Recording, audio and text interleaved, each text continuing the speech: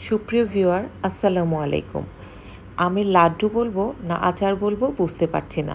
তবে যাই বলুন না কেন, তেল ছাড়া কাঁচা আমের এই আচারটি ভীষণ মজা এবং তৈরি করে আপনি বছর ধরে খেতে পারেন। তো আমি এখানে 1 কেজি আম নিয়েছি। আমটা আমি খুব ভালো করে ধুয়ে নিয়েছি। নিয়ে এবার পিলারের সাহায্যে আমগুলোকে আমি ছিলে নিলাম। দেখতে পাচ্ছেন আমগুলো সুন্দর করে ছেলার পরে আমি আবার এই পিলার দিয়েই আমগুলোকে স্লাইস করে নিচ্ছি।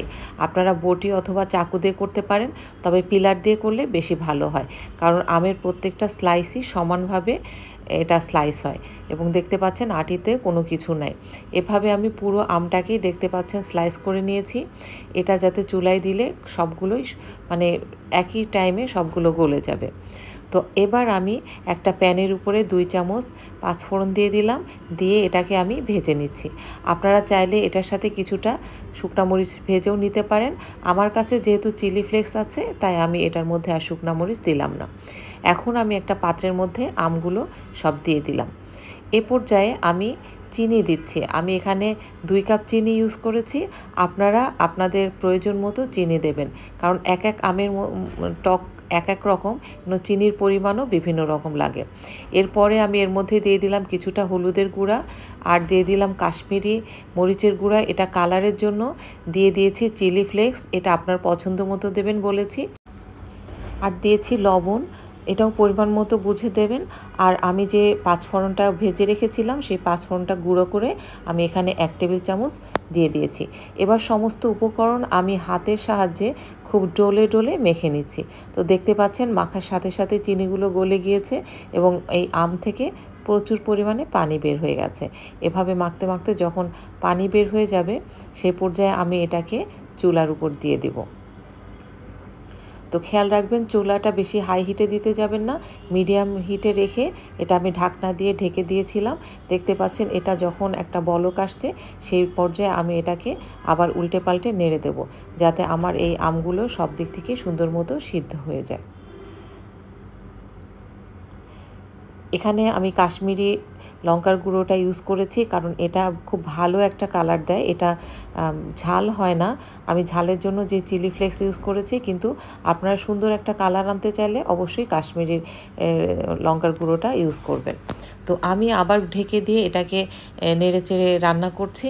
খেয়াল রাখবেন এটাকে অনেকক্ষণ না নাড়লে আপনার নিচে পুড়ে যেতে পারে, সেক্ষেত্রে আপনার আচারের মানে টেস্টটা নষ্ট হয়ে যাবে। তো আমি এই পর্যায়ে এটার মধ্যে দিয়ে দিলাম 2 টেবিল চামচ ভিনেগার, আর দিয়ে দিলাম বিট লবণ। তো বিট লবণটা দিয়ে আমি আবার এগুলোকে খুব সুন্দর করে নেড়েচেড়ে মিক্স করে দিচ্ছি। তো আপনাকে এখন আর নাড়া বাদ দেওয়া যাবে না, আপনাকে কন্টিনিউয়াসলি এটা নেড়ে যেতে হবে। আর আমি এই স্প্যাচুলার সাহায্যে দেখতে পাচ্ছেন এগুলোকে, যে আমটা ছিল সেটাকে আমি একদম ভর্তা ভর্তা করে দিচ্ছি, যেন আমটা একেবারে ম্যাশ হয়ে যায়। চুলার আঁচটা হালকা করে দিয়ে এটাকে আপনাকে নাড়তে থাকতে হবে, এবং নাড়তে নাড়তে এক সময় চুলা মানে আমের পানিটা শুকিয়ে যাবে এবং দেখতে পাবেন যে আমটা চুলায় এই যে ফ্রাই প্যানের গা থেকে উঠে আসছে। তো এরকম যখন আমটা উঠে আসা শুরু করবে, তখন বুঝবেন যে আপনার আমটা হয়ে গেছে। তো আমার এই পর্যায়ে আমটা হয়ে গেছে। এখন আমি একটা প্লেটের মধ্যে আগে থেকেই কিছুটা তেল ব্রাশ করে রেখেছিলাম, সরিষার তেল। এখন আমি এই প্লেটের উপরে আমটা দিয়ে দিচ্ছি। তো এ পর্যায়ে আমি আমটাকে স্প্যাচুলার সাহায্যে ছড়িয়ে দেব। যেহেতু আমটা গরম, আপনি হাত দিতে যাবেন না। এটাকে সুন্দর করে চারিদিক থেকে ছড়িয়ে দিলে আপনার আমটা খুব দ্রুত ঠান্ডা হয়ে যাবে। তো আমি এভাবে বিছিয়ে দিয়ে এটাকে 2 ঘন্টার জন্য অপেক্ষা করেছি। 2 ঘন্টা পর আমি এটাকে দেখতে পাচ্ছেন এটা ঠান্ডা হয়ে গেছে এবং নিচে সামান্য পরিমাণে তেল দেওয়ার ফলে এটা নিচে লেগে যায় নাই।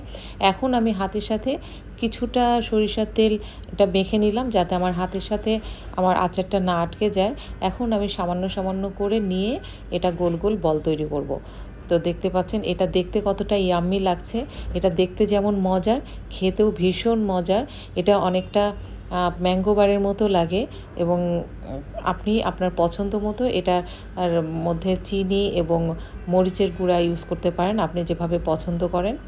তো এই আচারটা আপনি পোলাও, খিচুড়ি, ডাল দিয়ে ভাত দিয়ে এটা খেতে পারেন এবং যে কোনো তরকারির সাথেও এই আচারটা খেতে পারেন, অথবা আপনি হাতে নিয়ে এমনিও খেতে পারেন, ভীষণ মজা লাগবে। তো একবার বানিয়ে আপনি এটা সংরক্ষণ করে অনেক দিন ধরেই খেতে পারেন। তো দেখতে পাচ্ছেন আমার এটা কেমন মজা হয়েছে। আপনাদের যদি ভিডিওটা ভালো লেগে থাকে অবশ্যই বাসায় এভাবে তৈরি করবেন, খুবই সহজ এই রেসিপিটা। তো আজকের মতো এখানেই শেষ করছি, ভালো থাকবেন, আল্লাহ হাফেজ।